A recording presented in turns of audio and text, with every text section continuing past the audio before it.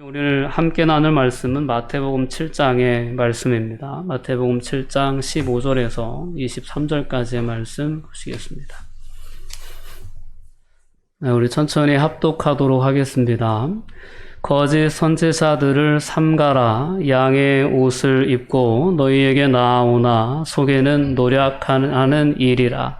그들의 열매로 그들을 알지니 가시나무에서 포도를 또는 엉겅퀴에서 무화과를 따겠느냐. 이와 같이 좋은 나무마다 아름다운 열매를 맺고 못된 나무가 나쁜 열매를 맺나니 좋은 나무가 나쁜 열매를 맺을 수 없고 못된 나무가 아름다운 열매를 맺을 수 없느니라. 아름다운 열매를 맺지 아니하는 나무마다 찍혀 불에 던져지느니라. 이러므로 그들의 열매로 그들을 알리라. 나더러 주여 주여 하는 자마다 다 천국에 들어갈 것이 아니요 다만 하늘에 계신 내 아버지의 뜻대로 행하는 자라야 들어가리라. 그날에 많은 사람이 나더러 이르되 주여 주여 우리가 주의 이름으로 선지자 노릇하며 주의 이름으로 귀신을 쫓아내며 주의 이름으로 많은 권능을 행하였나이까 하리니 그때 내가 그들에게 밝히 말하되 내가 너희를 도무지 알지 못하니 불법을 행하는 자들아 내게서 떠나가라 하리라. 아멘. 네, 아버지의 뜻대로 행하는 자가 하나님의 나라에 합당한 자다라는 예수님의 말씀을 통해서 오늘 우리가 온전한 예배에 대해서 함께 살펴볼 수 있는 은혜가 있었으면 좋겠습니다. 코로나19의 재확산세가 무섭습니다. 엊그저께는 400명대, 300명대 계속해서 한 주간 동안 세 자릿수를 계속 이렇게 확진자가 나오는 추세에 있고 너무나도 안타까운 것은 그 중심에 사랑제일교회, 즉 교회가 있고 또한 광복절날을 중심으로 해서 이루어진 도심 집회가 있습니다. 이 광복절 도심 집회 가운데에는 보수 기독교 단체들로 말미암은 그러한 교회들 속에서의 인원 동원이 있었음을 또한 우리가 생각해 볼 필요가 있습니다. 어제 낮 12시 기준으로 서울 사랑제일교회와 관련된 그러한 확진자가 1000명을 넘어섰습니다. 1018명으로 집계됐죠. 그리고 광화문 집회를 통해서 확진된 확진자 수도 307명이 되었습니다.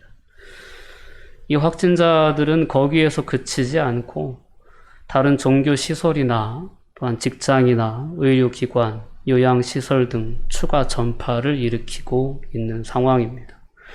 그 추가 전파가 발생된 장소가 25개 장소가 확인이 되었고요. 그 안에서 확진된 사람의 숫자도 154명에 달합니다.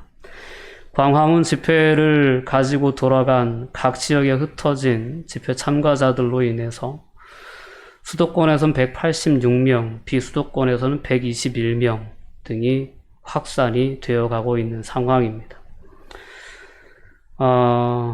오늘 교회를 통한 이 재확산세가 이렇게 확산이 되기 시작했다는 것이 부인하고 싶지만 부인할 수 없는 정말 오늘의 기독교 사회의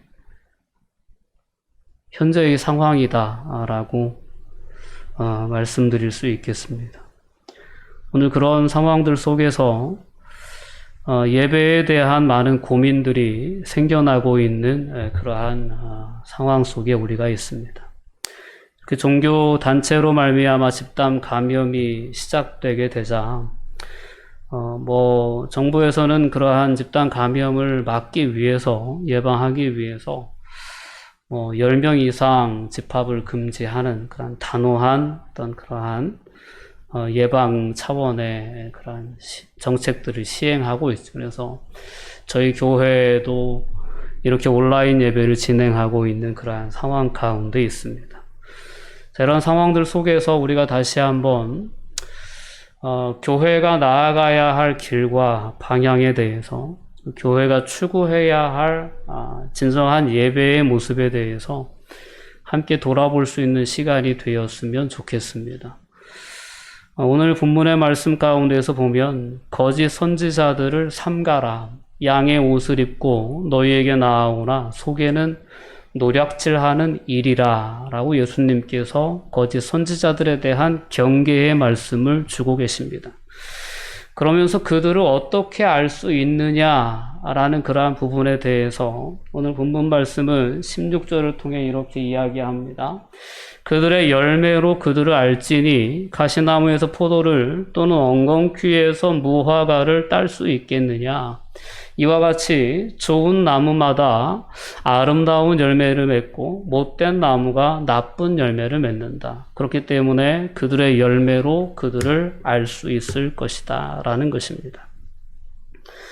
오늘 한국 기독교가 맞닥뜨리고 있는 위기 속에서 기독교 공동체를 통해서, 기독교인들을 통해서 맺어진 그러한 열매들을 우리는 외면할 수가 없습니다.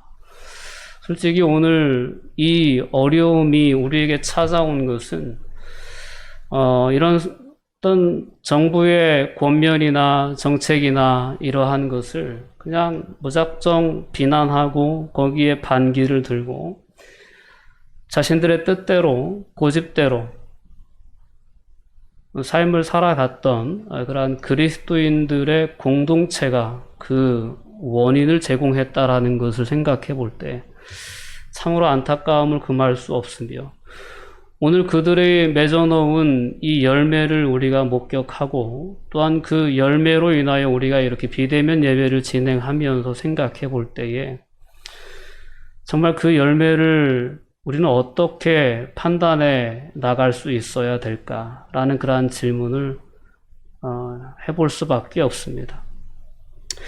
오늘 우리가 이제 본문 말씀을 통해서도 분명히 이제 예수님께서 말씀하시고 계시지만 나더러 주여 주여 하는 자마다 다 천국에 들어갈 것이 아니요 다만 하늘에 계신 내 아버지의 뜻대로 행하는 자라야 들어갈 것이다 라는 것이 오늘 주님께서 우리에게 주신 그러한 분명한 메시지입니다. 이 땅에 거하는 하나님의 교회는 늘 이 부분을 생각해 봐야 합니다.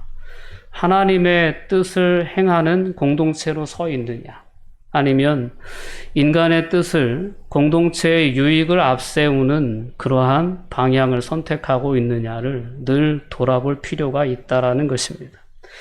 갈라디아서의 말씀을 통해서 보면 육체의 일은 분명하다라고 얘기합니다. 이 육체의 열매는 오늘 본문이 이야기하는 나쁜 열매에 해당하는 부분들이다라고 이해할 수 있습니다. 곧 음행과 더러운 것과 호색과 우상 숭배와 주술과 원수 맺는 것과 분쟁과 시기와 분냄과 당짓는 것과 분열함과 이단과 투기와 술 취함과 방탕함과 또 그와 같은 것들이라 라는 것입니다.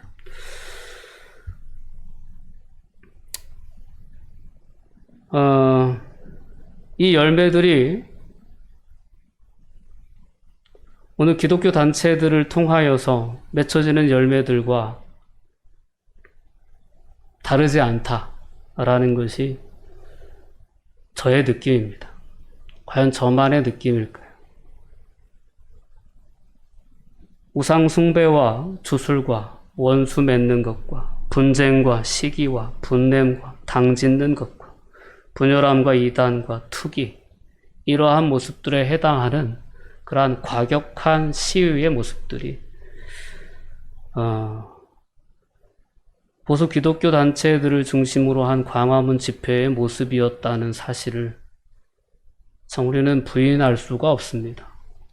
정말 우리가 진정으로 맺어야 할 열매는 그런 곳에 있지 않습니다. 오늘 이제 마태복음 본문에 나와 있는 천국에 주여 주여 하는 자마다 들어가는 것이 아니다. 다만 하늘에 계신 내 아버지 뜻대로 행하는 자라야 들어가리라 라고 말씀하셨는데, 오늘 갈라디아서 5장 22절 말씀도 그와 같은 취지의 말씀을 합니다. 전에 너희에게 경계한 것 같이 경계하노니 이런 일을 하는 자들은 하나님의 나라를 유업으로 받지 못할 것이다 라는 것입니다. 우리가 분명히 우리의 삶의 열매를 돌아볼 수 있는 그런 은혜의 시간들이 되었으면 좋겠습니다. 내가 맺어가는 삶의 열매가 무엇인지, 아니면 내가 속한 공동체가 맺어가는 삶의 열매가 무엇인지, 내가 참여하는 운동과 내가 참여하는 단체가 맺어내는 그러한 열매들이 어디에 있는지를 우린 분명히 점검해 볼 필요가 있습니다. 오직 우리가 맺어야 할 좋은 열매는 이렇게 표현됩니다. 갈라디아서 5장에 이어지는 말씀들입니다. 계속해서 읽어보시면, 오직 성령의 열매는, 우리 함께 읽어봅니다. 오직 성령의 열매는 사랑과 희락과 화평과 오래 참음과 자비와 양선과 충성과 온유와 절제니 이 같은 것을 금지할 법이 없느니라. 아멘. 세상이 지금 교회의 집합 예배를 금지시키고 있습니다. 참 안타까운 현실이죠. 그러나 오늘 갈라디아서 5장 22절, 23절의 말씀을 통해서 보면, 오직 성령의 열매는 세상의 그 어떤 법도 금지할 수 없을 것이다 라고 얘기합니다.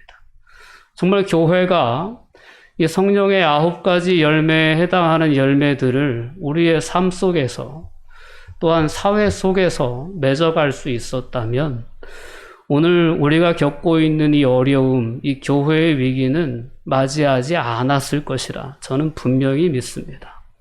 이러한 열매를 맺기보다는 분냄과 시기와 당짓는 것과 분열함과 이단, 이러한 어떤 나쁜 열매들의 모습을 우리가 사회에 보여주면서 걸어오지 않았나라는 부분에 대한 깊은 반성이, 그러한 돌아봄이 우리의 삶에 있었으면 좋겠습니다. 시대가 참 많이 변했습니다. 과학이 많이 발전했고 의료기술도 많이 발전했습니다. 과거의 전염병에 대책 없이 인간 공동체가 넘어졌다면 이제는 그렇지 않습니다. 어떻게 하면 예방할 수 있는지, 어떤 경로를 통해서 감염이 되고 전파가 되는지 너무나도 분명하게 제시되어져 있습니다. 우리가 얼마든지 주의한다면 예방할 수 있는 그러한 시대를 우리가 살아가고 있고, 얼마든지 일찍 우리가 병원을 찾아서 검사를 받고 치료 과정을 밟으면 나을 수 있는 그러한 시대를 우리가 살아가고 있다는 것입니다. 그럼에도 불구하고 하나님을 시험하는 자들이 이 땅에 있다라는 것이 참으로 안타깝습니다.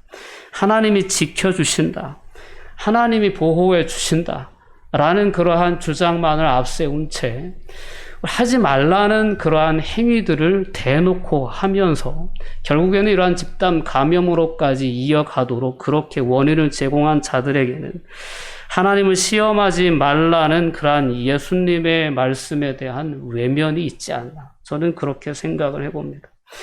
사탄이, 예수님이 광야에 들어가서 40일 금식을 하셨을 때 사탄이 나타나서 예수님을 시험하신 내용 중에 보면 두 번째 내용이 그런 내용이 있어요. 예수님을 거룩한 성 꼭대기에 올려놓고 뛰어내리라고 도전합니다. 하나님이 천사를 보내서 너의 발이 돌에 부딪히지 않게 붙잡아 줄 것이다. 그럼 많은 사람들이 그 모습을 보고 너를 하나님의 아들이라 인정하지 않겠느냐라고 시험한 거죠. 그때 예수님께서는 주 너의 하나님을 시험하지 말라라고 그 사단의 시험을 물리치셨습니다.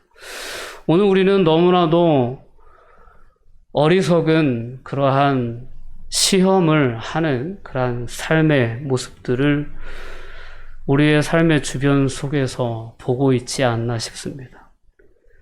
우리에게 요구되어지는 그러한 진정한 삶의 열매들은 바로 그러한 부분들에 있지 않고 하나님의 뜻이 무엇인가를 늘 묻고 그 하나님의 뜻에 순종하는 삶을 살아가는 부분에 있다라는 것을 다시 한번 우리가 분명히 기억할 수 있기를 바랍니다. 마태복음의 말씀을 통해서 우리가 하나님의 뜻을 잠시 돌아볼 수 있었으면 좋겠습니다. 오늘 예수 그리스도께서는 자신을 따르는 무리들에게 나를 따르라 라고 그렇게 분명하게 말씀하셨습니다. 예수 그리스도를 따른다는 것은 그분이 살아가셨던 삶을 본받고 그분이 중요하게 여겼던 가치를 또한 본받는 삶을 살아가는 것을 의미합니다. 예수님께서는 그리스도인의 삶을 세상의 소금과 빛이 되는 삶이라고 마태복음 5장에서 분명하게 말씀하셨습니다. 예수를 따르는 삶이란 세상의 부패를 막는 소금과 같은 삶, 세상의 어두움을 밝히는 빛과 같은 삶에 있다라는 것입니다. 그런데 오늘 한국 교회의 모습은 세상의 소금과 빛이 되기는커녕 오히려 세상에 위협을 가하는, 세상의 어려움을 초래하는 그러한 공동체로 지금 낙인이 찍혀가고 있다는 사실입니다. 참으로 안타깝죠. 소금이 만일 그 맛을 잃으면 무엇으로 짜게 하리요? 후에는 아무 쓸데없어 다만 버려져 사람들에게 밟힐 뿐이다 라고 예수님께서는 분명히 우리가 소금과 빛으로서의 사명을 감당하지 못할 때 이 세상에서 더 이상 그리스도인의 소망, 그리스도인의 역할은 필요 없는 그러한 존재로 전락할 수밖에 없다라는 것입니다. 오늘 마태복음 5장의 말씀을 통해서 하나님께서 우리를 향하신 뜻이 있다면 그 뜻은 바로 우리의 빛이, 너희의 빛이 사람 앞에 비치게 하여 그들로 너희 착한 행실을 보고 하늘에 계신 너희 아버지께 영광을 돌리게 하라라는 데 있습니다. 오늘 우리가 회복해야 할 모습은 이와 같이 하나님의 뜻을 품고 실제적인 삶의 현장에서 삶을 살아내는 데 있습니다. 그리고 그러한 삶을 통해 하나님의 영광을 돌려드리는 데 있습니다. 예배의 모습도 예수님께서는 분명히 말씀하셨습니다. 마태복음 5장 23절 24절의 말씀을 보면 그러므로 예물을 제단에 드리려다가 거기서 내 형제에게 원망 들을 만한 일이 있는 것이 생각나거든 예물을 제단 앞에 두고 먼저 가서 형제와 화목하고 그 후에 와서 예물을 드리라 라고 말씀하십니다. 즉 형제와의 화해가 화목이 하나님과의 관계의 회복에 있어서는 우선되어져야 된다라는 것을 분명하게 깨닫게 해주십니다. 그러나 오늘 과격한 집회의 모습들 속에서 나타나는 모습은 정말 분노, 분쟁, 시기, 다툼 이러한 모습밖에는 드러나지 않는 것을 우리는 분명히 볼 수 있습니다.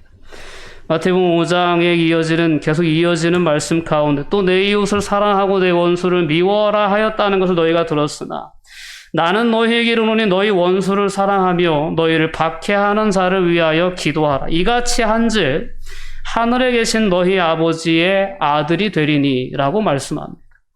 우리는 예수 그리스도를 믿음으로 말미암아 하나님의 자녀가 되는 권세를 얻었다고 믿음으로 고백합니다.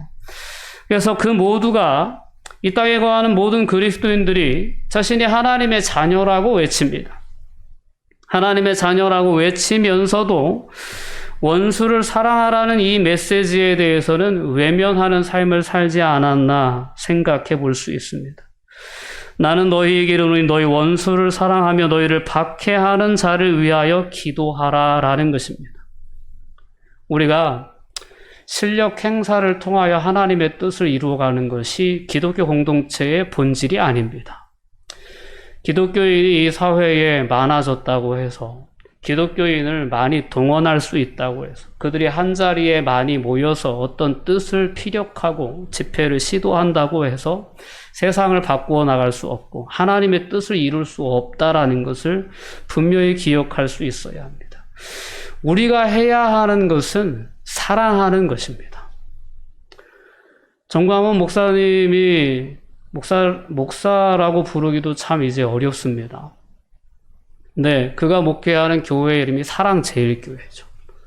사랑이 제일이라는 것은 기독교가 정말 추구하는 방향이고 정말 진리죠. 그러나 그들이 보여준 모습은 결코 사랑 제일의 모습이 아니라는데 참 안타까운 모습이 있다는 거죠. 마태복음 6장으로 넘어가 보면 그렇습니다. 우리가 세상을 살아가면서 늘 무엇을 먹을까, 무엇을 마실까, 무엇을 입을까 염려하는 삶을 살아갑니다. 그러나 주님께서는 이 모든 것들이 이방인들이 구하는 것임을 분명히 이야기하시며 너희 아버지께서 이 모든 것이 너에게 있어야 할 줄을 잘 아신다는 겁니다. 그런즉 너희는 먼저 그의 나라와 그의 의를 구하라. 그리하면 이 모든 것을 너희에게 더하시리라는 것이 주님의 권면이었습니다. 우리의 가진 것을 우리 스스로가 지키려 하는 그러한 어리석음은 하나님의 백성들이 가장 먼저 내려놔야 할 어리석음입니다.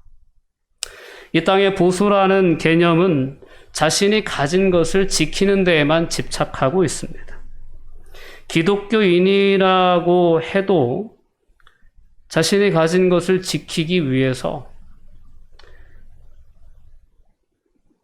인간적인 수단과 방법들을 동원하는 그러한 모습으로 하나님의 영광을 가리우는 그러한 방향을 선택한다면 그 열매는 결코 하나님이 기대하시고 기뻐하시는 열매로 나타날 수 없다라는 사실을 분명히 기억해야 합니다. 오늘 말씀으로 다시 한번 돌아와 볼 수 있기를 바랍니다. 하나님은 그날에 많은 사람들이 나더러 이르되 주여 주여 우리가 주의 이름으로 선지자 노릇했습니다. 주의 이름으로 귀신도 쫓아냈습니다. 주의 이름으로 많은 권능을 행하지 아니하였습니까? 라고 그날에 많은 사람들이 예수님 앞에 이야기할 것이라는 겁니다. 그러나 그때에 주님께서는 밝히 말씀하시기를 내가 너희를 도무지 알지 못하니 불법을 행하는 자들아 내게서 떠나가라 라고 말씀하실 것이다 라는 것입니다. 불법을 행하는 자로 이 땅에 우리가 즉 그리스도인들이 서서는 안 될 것입니다. 오늘 세상에 어떤 법도 막을 수 없는 성령의 9가지의 열매, 그 열매를 맺어가려고 힘쓰는 그러한 교회 공동체로서의 회복이 우리 안에 있었으면 좋겠습니다. 예수님께서는 어떤 안식일에 참된 어떤 가르침을 주신 그러한 부분들이 마가복음 2장에 이제 기록이 되어 있습니다. 우리 함께 읽어보면 이렇습니다. 안식일이 사람을 위하여 있는 것이요 사람이 안식일을 위해 있는 것이 아니다 라고 말씀하시며 안식일에 회당에 들어가셔서 한쪽 손 마른 사람을 만나십니다. 여러 종교인들은 예수님이 저 사람을 고치는지 안 고치는지 그것만 주목하여 봅니다. 고치면 안식일법을 어기는 것이다 라고 해서 예수님을 정죄할 준비를 하고 있습니다. 그들의 악함을 아시고 예수님께서 말씀하시죠. 우리 마가복음 3장으로 넘어간 3장 4절의 말씀입니다. 3장 4절의 말씀 우리 함께 읽어보도록 하겠습니다. 그들에게 이르시되 안식일에 선을 행하는 것과 악을 행하는 것, 생명을 구하는 것과 죽이는 것, 어느 것이 옳으냐 하시니 그들이 잠잠하거늘.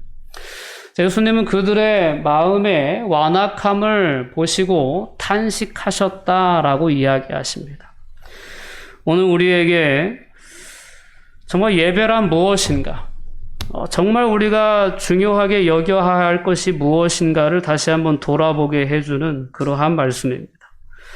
그때 당시에 지나치게 형식적인 예배에만 집착하고 있었던 종교 지도자들의 모습들, 그들은 오늘날 보수 기독교 단체들의 모습과 같이 죄인들을 혐오합니다. 철저하게 차별합니다. 철저하게 외면합니다. 예수님 당시에 회당 예배에 성전 예배에 익숙했던 유대인들의 모습과 전혀 다를 바 없는 그러한 모습을 지니고 있습니다. 그들의 모습 속에서 우리가 느끼는 것은 사랑의 모습이 아니라 무서운 모습들입니다. 늘 화가 나 있는 그러한 모습들로 그들은 하나님의 영광을 구한다고 자신의 뜻을 외치고 있는 모습으로 세상에 하나님의 영광을 가리우고 있다라는 것이 오늘의 현실인 것입니다. 오늘 우리는 다시 한번 하나님의 뜻이 무엇인가를 돌아볼 수 있어야 합니다.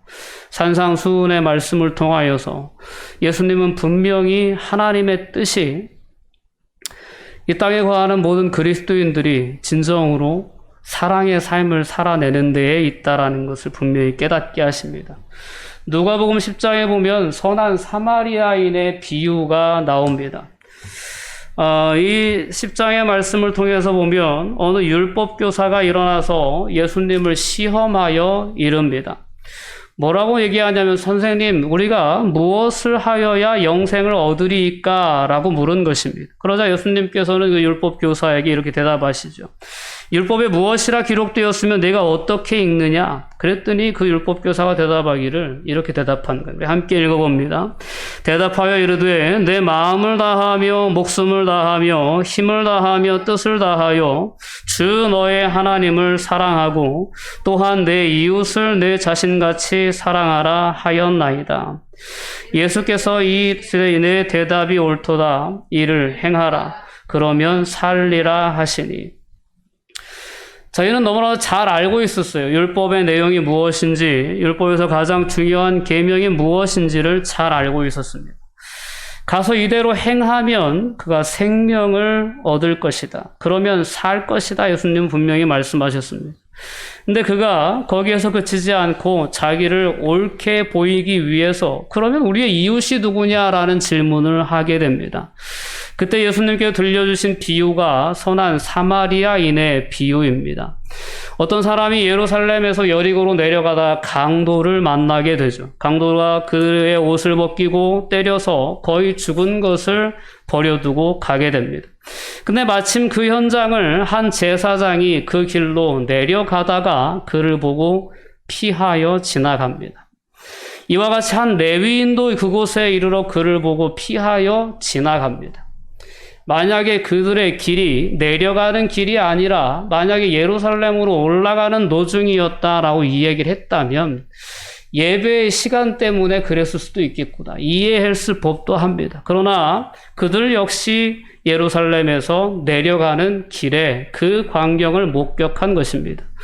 그러나 그의 어려움을 전혀 돌아보지 않고 그들은 피하여 지나갔다라는 것. 그러나 어떤 사마리아 사람은 여행하는 중 거기 이르러 그를 보고 불쌍히 여겨 가까이 가서 기름과 포도주를 그 상처에 붓고 싸매고 자기 짐승에 태워 주막으로 데리고 가서 돌보아 주었습니다. 그 이튿날이 되어 주막 주인에게 데나리온 2를 내어주면서 이 사람을 돌보아 주라. 비용이 더 들면 내가 돌아오는 길에 다 갚아주겠다라고 이야기했다라는 것입니다. 그러면서 예수님께서는 이 율법 교사에게 이런 질문을 합니다. 내 생각에는 이 세 사람 중에 누가 강도 만난 자의 이웃이 되겠느냐? 이르되 자비를 베푼 자니이다. 예수께서 이르시되 가서 너도 이와 같이 하라라고 말씀하십니다. 대한민국은 물론이고 전 세계가 코로나19라는 강도를 만났습니다. 이전에 경험해보지 못한 고통을 당하고 있습니다. 그런데 한국의 교회는 예수님의 뜻과 달리 고통받는 자들에 대해서 고통을 함께 나누기보다는 함께 모여 예배하는 것을 방해한다, 금지시킨다라는 것에 대해서 소송을 걸기도 하고 또한 시비를 걸기도 하는 그러한 모습으로 교회의 영광을 깎아내리고 있다라는 사실이 너무나도 안타까운 것입니다. 우리가 지금 힘써야 될 일은 하나님의 사랑을 실천하는 데 있습니다. 호세아서 6장 6절 말씀을 통해서 보면 나는 인애를 원하고 제사를 원치 않는다. 번제보다 하나님을 아는 것을 원한다. 라는 하나님의 분명한 메시지가 있습니다. 오늘 우리가 하나님의 기뻐하시는 예배에 대해서 다시 한번 돌아볼 수 있었으면 좋겠습니다. 예배란 무엇인가? 예배는 그렇습니다. 참된 예배는 하나님과의 관계 회복입니다. 관계가 회복돼서 그럼 어쩌자는 거냐? 하나님과의 관계가 회복되고 우리는 하나님의 마음을 느끼고 하나님의 뜻을 품고 하나님의 뜻을 행하는 실제적인 삶의 예배로 이어져야 되는 것이 예배의 완성입니다. 오늘 우리가 이 현장 예배를 금지하는 그런 상황 가운데에서 한편에서는 예배를 목숨처럼 지켜야 된다라고 주장하는 그런 상황 가운데에서 다시 한번 예배의 본질을 우리가 되돌아볼 수 있었으면 좋겠습니다. 일주일 동안 우리가 마음대로 정욕대로 삶을 살다가 주일날 1시간 예배 드리는 것으로 우린 너무나도 자족하려고 하지 않았나라는 삶의 모습을 돌아볼 수 있었으면 좋겠습니다. 정말 하나님이 기쁘게 받으시는 참된 예배는 그렇지 않다라는 겁니다.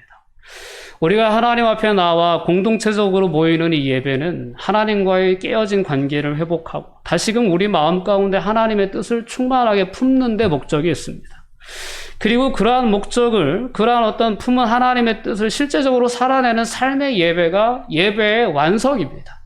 예배의 어떻게 보면 목적이라고 볼 수 있습니다. 근데 오늘날 한국 교회가 이렇게 사회 속에서 지탄을 받게 된 데에는 바로 그 예배의 본질을 놓친 채 우리가 너무나도 형식적인 예배에만 집착하며 이 기독교 문화를 살아오지 않았나라고 하는 깊은 반성이 오늘 이 코로나 시대 가운데 우리가 자유롭게 예배하지 못하는 상황들 속에서 분명히 있어야 된다라고 저는 생각합니다. 온전한 예배, 참된 예배를 회복해내지 않는 한 무너진 교회의 위상이나 교회의 위치나 때로는 교회의 영광을 회복하는 일은 불가능하다라고 저는 분명히 믿습니다. 우리는 다시 한번 본질적인 예배의 모습으로 우리의 예배가 회복되기를 간절히 소망하며 현장 예배의 회복을 또한 바라고 소망해야 될 줄 믿습니다. 구약의 예배는 하나님의 창조와 하나님의 구원의 뿌리를 두고 있었습니다. 안식일을 기억하여 거룩히 지키라는 그 십계명의 말씀을 통해서 구별되어진 그 예배는 하나님의 창조의 근거를 둔, 하나님의 출애굽의 역사 속에 즉 구원의 근거를 둔 그러한 예배였습니다. 그 예배를 통해 그들은 하나님이 행하신 일들을 기억하고 또한 그 일들에 감사하고 그분 앞에 마땅히 돌려드려야 할 영광을 돌려드리는 것이 예배의 본질적인 내용이었습니다. 레위기에 나오는 여러 5가지의 희생 제사의 모습도 마찬가지입니다. 그 제사의 본질은 하나님과의 관계 회복에 맞춰져 있는 것이 레위기의 제사법의 본질이었습니다. 그리고 이 희생 제사를 완성하신 분이 바로 예수 그리스도이십니다. 오늘날 우리 그리스도인들은 이러한 예수 그리스도의 희생 제사를 통하여 하나님과의 깨어진 관계가 회복되어진 하나님의 자녀가 된 그러한 존재들입니다. 이제 우리가 진정으로 드려야 할 예배는 삶의 예배입니다. 하나님과의 관계가 회복된 자들이 오늘 우리 안에 와 계신 성령의 감동을 따라 하나님의 뜻을 품고 실제적으로 우리가 삶을 살아가는 그런 모든 삶의 현장 가운데 하나님의 뜻을 살아내는 그런 삶의 예배를 드릴 때 온전한 예배가 완성되어진다라는 것이 예수님의 분명한 가르치심입니다. 요한복음 4장에서 예수님께서 사마리아 여인을 만나 대화하실 때 사마리아 여인은 예배의 처소에 대한 질문을 합니다. 우리는 조상 때부터 이 산에서 예배를 드렸다. 이 산은 사마리아에 있는 그리심산을 의미합니다. 그런데 당신들은 예루살렘에서만 예배해야 된다고 한다. 도대체 어디서 예배해야 되냐라는 질문을 합니다. 그때 예수님께서는 분명히 말씀하십니다. 이 산에서도 말고 예루살렘에서도 말고 너희가 아버지께 예배할 때가 이르리라 라고 말씀하시면서 아버지께 참되게 예배하는 자들은 영과 진리로 예배할 때가 오나니 곧 이때라. 아버지께서는 자기에게 이렇게 예배하는 자들을 찾으시느니라. 하나님은 예배의 영이시니 예배하는 자가 영과 진리로 예배할지니라 라고 말씀합니다. 이제 더 이상 예배는 어떤 장소에 국한되지 않는다는 것이 예수님의 말씀의 취지였습니다. 예배는 하나님의 영인 성령을 모시고 그분께서 깨닫게 하시는 하나님의 뜻, 진리를 따라 살아가는 모든 삶의 현장이 곧 예배의 처소가 된다라는 것입니다. 우리가 예배 전에 함께 드렸던 나는 예배자라는 예배자입니다라는 찬양의 가사처럼 말입니다. 내가 거하는 그 어느 곳이 그 모든 것이 하나님을 예배하는 예배의 처소가 되어야 되는 것이 예수님께서 열어놓으신 새로운 예배의 모습이었다라는 것을 우린 분명히 기억할 수 있어야 합니다. 그럼에도 불구하고 우리는 현장에서 함께 드리는 예배에 대한 가치를 결코 간과해서는 안 됩니다. 함께 참여하는 예배의 자리 현장에서 느끼는 성령의 역사가 분명히 있습니다. 함께 목소리를 모아서 하나님의 이름을 높여드리는 찬양의 감동도 있습니다. 함께 말씀 앞에 서며 함께 반응하는 그러한 서로의 반응을 보면서 느끼는 도전들도 있습니다. 때로는 내가 지치고 힘겨울 때, 내 믿음이 흔들릴 때 붙잡아주는 공동체의 품과 사랑이 우리에겐 필요합니다. 하나님 앞에 심판받을 때는 우리가 홀로 서야겠지만 그 순간까지 우리는 결코 혼자 이 길을 걷지 않습니다. 교회라고 하는 예배 공동체는 그런 의미에서 너무나도 소중합니다.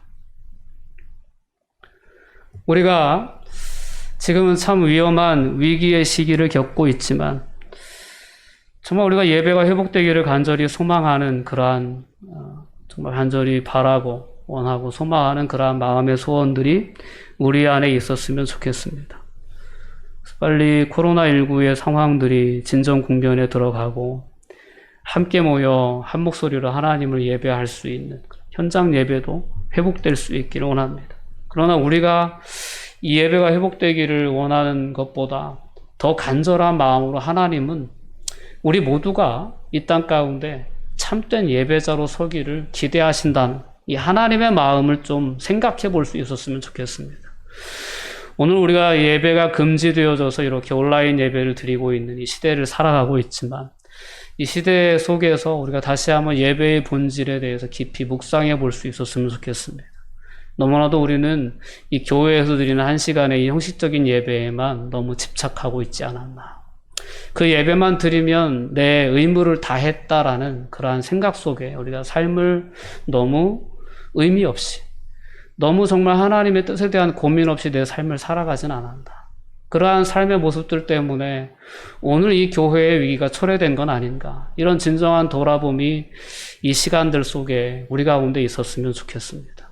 다른 누구의 삶을 판단하기보다는 오늘 우리가 함께 예배하는 우리 믿음의 공동체, 한길교회 성도들이 각자의 삶 속에서 이 하나님의 마음, 이 하나님의 소원을 분명히 품고 내가 진정한 예배자로 서겠다라는 믿음의 결단을 세우며 이 예배의 회복을, 진정한 예배의 회복을 위해 기도한다면 우리가 곧 함께 모여 하나님을 예배하고 또한 그 예배가 삶의 예배로 이어져서 하나님이 기쁘게 보시는, 하나님이 진정으로 찾으시는 예배자로 우리 모두가 서게 되는 역사로까지 이어질 수 있기를 간절히 소망합니다. 기도하시겠습니다. 사랑과 은혜가 충만하신 아버지 하나님, 감사와 영광을 돌려드립니다. 하나님, 참으로 안타까운 시대를 저희들 살아가고 있습니다. 예배가 제약되어진 그러한 상황을 우리가 보내면서 다시 한번 예배의 의미를 돌아볼 수 있게 해주시니 감사합니다. 우리의 모든 삶의 현장이 예배의 처소가 되기를 기대하시는 하나님의 마음을 느낄 수 있게 해주시고 오늘 우리의 삶을 그런 참된 예배로 하나님이 기쁨을 받으시는 산 제물로 드릴 수 있는 그러한 예배자들로 다 설 수 있도록 저희를 축복하여 주시옵소서. 감사드리며 예수님의 이름으로 기도합니다. 아멘.